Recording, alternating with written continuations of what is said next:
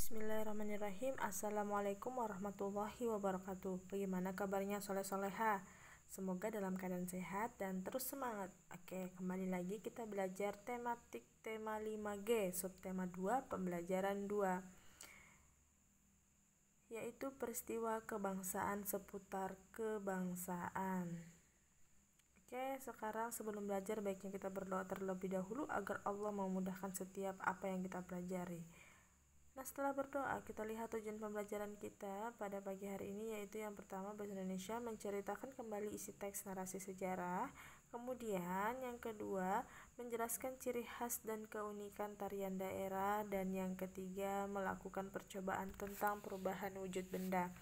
Nah, itulah tujuan pembelajaran kita pada pagi hari ini. Langsung saja kita lanjut ke materi kita, yaitu menceritakan kembali isi teks narasi sejarah. Nah, persatuan merupakan salah satu syarat agar kemerdekaan Indonesia dapat terwujud. Coba bayangkan apa yang terjadi jika bangsa Indonesia tidak bersatu dalam mengusir penjajah. Perjuangan secara fisik seperti perang dengan senjata telah merenggut banyak korban jiwa. Oleh karena itu, para tokoh pejuang mengubah cara perjuangan untuk mencapai kemerdekaan dengan cara diplomasi. Apakah yang dimaksud dengan perjuangan secara diplomasi? Ada yang tahu? Nah, kita akan bahas juga apa sih itu perjuangan secara diplomasi. Perjuangan secara diplomasi adalah perjuangan yang berupa perundingan dengan pihak lawan untuk mencapai suatu kesepakatan. Perjuangan diplomasi Indonesia dimulai setelah Proklamasi Kemerdekaan Indonesia.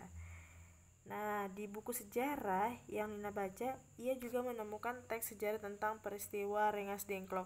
Ayo baca ceritanya.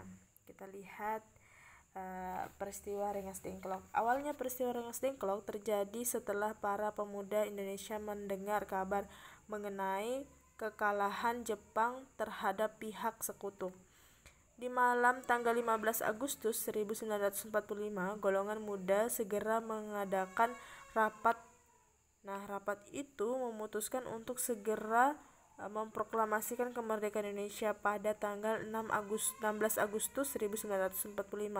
Waktu itu dipilih karena golongan muda melihat adanya kekosongan kekuasaan Indonesia setelah Jepang kalah dari sekutu dan pihak sekutu belum datang ke Indonesia. Namun, keinginan mereka ditentang oleh Insinyur Soekarno dan Bung Hatta sebagai golongan tua.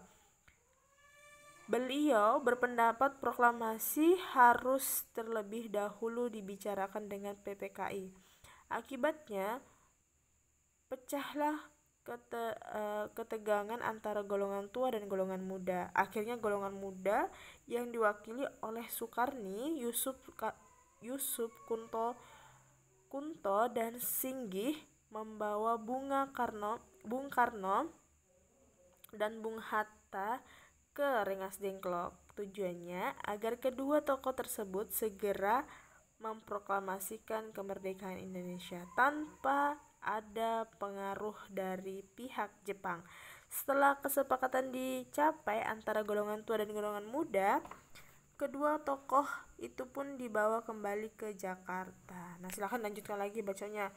Kalau saya sih senang ya membacanya, tapi waktunya berdurasi. Silahkan dibaca sendiri ya di teks atau di bukunya langsung di halaman 51, peristiwa Rengas Dengklok.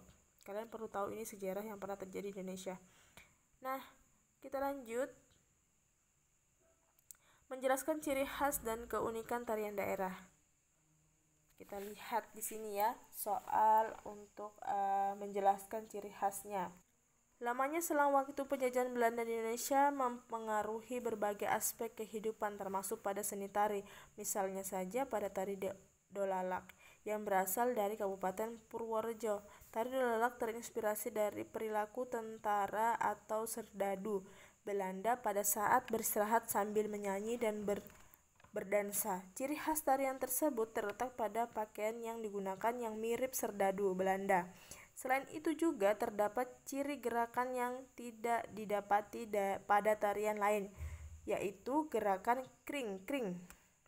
Gerakan bahu yang cepat pada saat tertentu. Gerakan kring itu adalah gerakan bahu yang cepat pada saat tertentu ya. Tari dolalak dilakukan secara berkelompok. Tari berkelompok adalah tari yang dilakukan lebih dari 2 orang. Selain tari berkelompok, ada pula tari tunggal dan tari berpasangan. Tari tunggal adalah tarian yang dibawakan oleh satu orang. Adapun tari berpasangan dilakukan oleh sepasang penari laki-laki atau perempuan atau 2 pasang penari laki-laki dan perempuan. Tiap tarian, baik tunggal, berpasangan atau berkelompok, memiliki keunikan dan ciri khas tari. Keunikan tersebut terdapat pada gerak, kostum, pola lantai, dan properti yang digunakan. Untuk lebih memahami tentang keunikan dan ciri khas tarian daerah, kalian bisa cari di berbagai media ya. Kalian bisa cari di buku kalian atau di majalah atau di internet ciri khas dan keunikan setiap tarian daerah. Oke. Nah, kita akan lanjut ke percobaan. Melakukan percobaan tentang perubahan wujud benda. Nah, kita lihat di sini salah satu tarian tradisional berkelompok adalah tari lilin. Tari lilin berasal dari Sumatera Barat. Para penari mengenakan beberapa properti unik yang menjadi ciri khas dari tari lilin, yaitu lilin dan piring.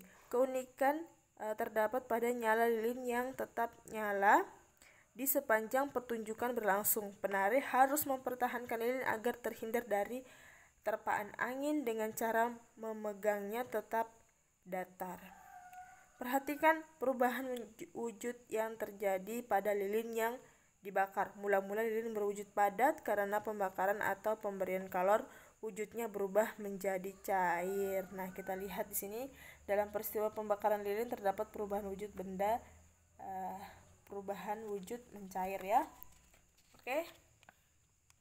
Semoga sampai sini bisa dipahami. Salah satu peristiwa sehari-hari yang melibatkan perubahan wujud benda adalah proses pembuatan garam. Dalam proses pembuatan garam, air laut dipanaskan dengan bantuan sinar matahari sehingga air laut menguap, sementara garam yang terkandung dalam air laut mengendap. Nah, kalian dapat membuat garam dengan melakukan percobaan sederhana berikut. Nah, tugasnya adalah melakukan percobaan sederhana. Kita lihat di sini. Ada langkah kerjanya, yaitu percobaan membuat garam. Yang perlu disiapkan adalah garam, gelas, benang wol, air panas, 1 buah piring dan 1 buah sendok.